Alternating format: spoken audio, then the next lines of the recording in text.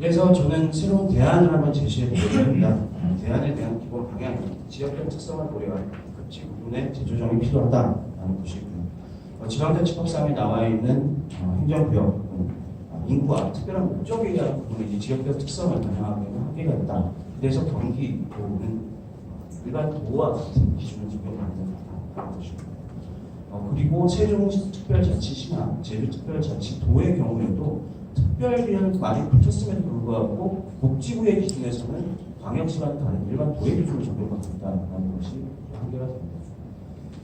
또한 그 제도의 도입 목적에 따라 부합하기 위해서 지역별 실거주 비용을 고려한 경제 기준의 상향 조정이 필요하다는 것이고, 더 제도적, 정책적 정합성을 고려한 기준 조정이 필요하다는 것입니다.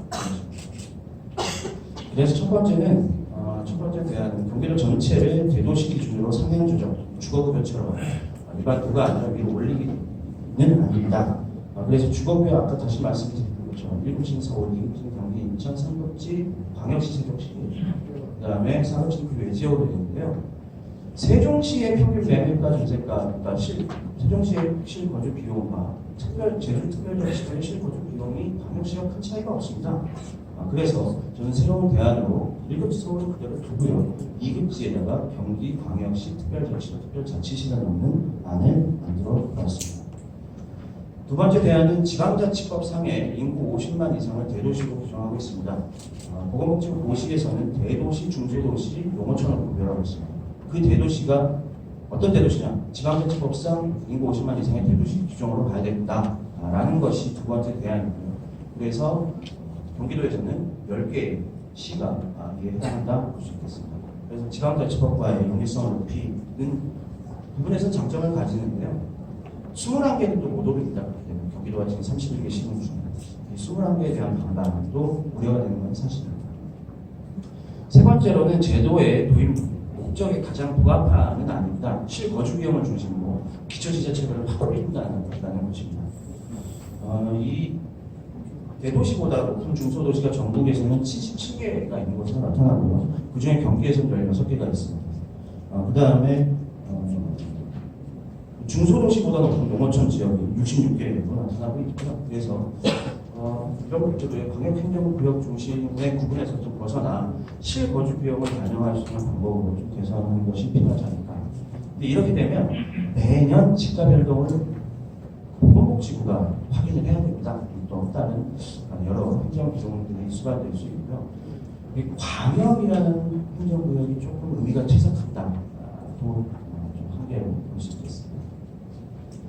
데이터 및 방법론은 30개 시군에서 열심히 밤새 데이터를 모아주셔가지고 그 자료하고, 경기도는 작년에 전국에서 유일하게 광역정부에서 30 기초정부의 지역사회보장 계획 수립구조 목표조사를 일괄조사를 실시했습니다. 엄청난 데이터가 있었고 그걸 바탕으로 오늘도 분석이 가능했습니다. 추정 방식은 좀 어려운 상식들이 있어서 구체적으로 말씀은 안 드리는데요. 새로운 신규 수급자로 들어가는 사람과 기존 수급자 내에서의 이동자를 구분했고요.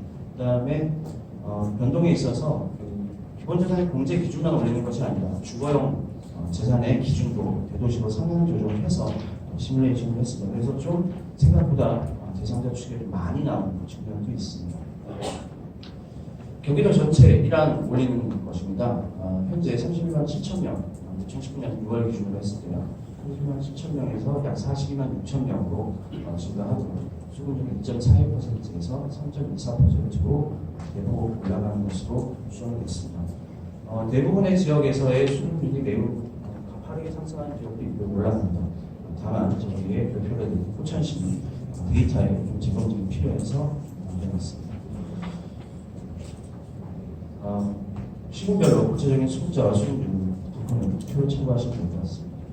다음으로 기초요금 수급자는 현재 98만 2천 명에서 100만 4천 명 정도와 2만 명 정도가 증가할 것으로 보이고, 수급률도 62.92%.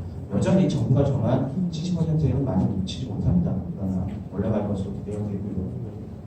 그 다음에 수급자 중에서도 감액 수급자들을 한 3만 3천 명이 수급액이 인상될 것으로 세부적인 것을 표로 참고하시면 될 것 같습니다.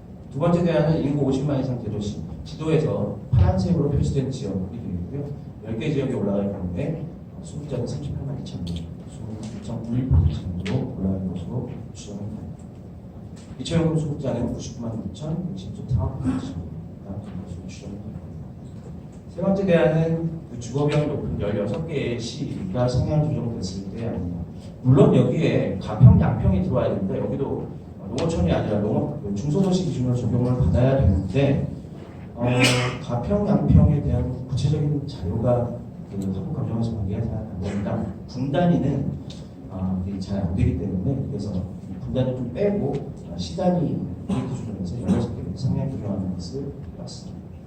약 38만 명 정도가 되고요. 수급률은 2.88%로 올라가는 것을 있었습니다. 기초연금 수급자 중에는 99만 6천 명, 10.4%. 앞에 10개 올리는 거랑 뒤에 16개 올리는 거랑 비슷한 거 아니냐? 네, 비슷합니다. 앞에 이제 인구 50만 이상에서 2개 도시가 빠지고요. 새로이 8개가 들어가는데 새로이 들어간 8개의 인구가 되게 작습니다. 과천, 하나 이런 데 때문에 인구가 50만이 안 되는 도시들이 많이 들어가서 전체가 개수가 늘어나도 수급률 큰 차이가 없다. 마지막으로 정책 제안입니다. 복지부장도 와 계시는 것 같은데요. 해외 사회에서처럼 매년 고시를 하는 것이 바람직합니다. 어렵다면 아무리 그래도 2009년도에 그 기초, 2015년도의 기초연금은 너무 오래되지 않았나.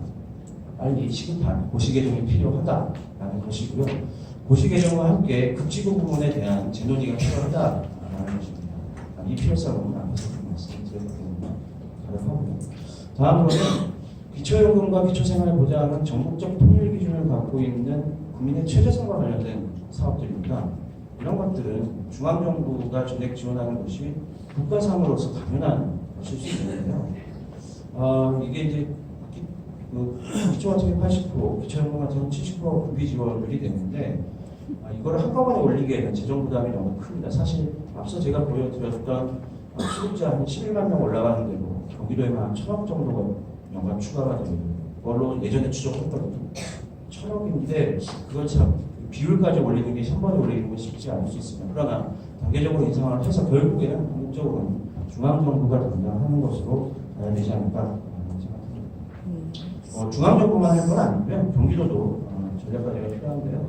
도시공간 협력체계 지금 있습니다. 있는데 이 사안을 중심으로 하는 원포인트로 뭔가에 더 중요한 협체가 필요하지 않을까. 그래서 복지부 고시 개정 거기 동반할 것이 아니라 31개 시군과 함께 적극적으로 권유해야 될 것 같다는 생각이 들고요. 그다음에 이제 도시군 간 상생협력을 위한 재정분담 체계에 대한 논의도 필요합니다. 아까 말씀드렸듯이 기초 같은 경우는 도비가 11%, 시군비가 1%입니다. 네, 기초연금은 도비가 6%, 시군비가 23%입니다. 인구 고령화에 따라서 기초연금의 대상자는 계속 늘어날 거기 때문에 시군의 부담감은 계속 늘어나거든요. 기초수급자의 수급률은 급격한 변화가 이루어지지는 않습니다. 그래서 인구 고령화 때문에 시군의 부담이 계속 늘어날 거기 때문에 이런 거에 대한 재정분담 체계가 필요하다.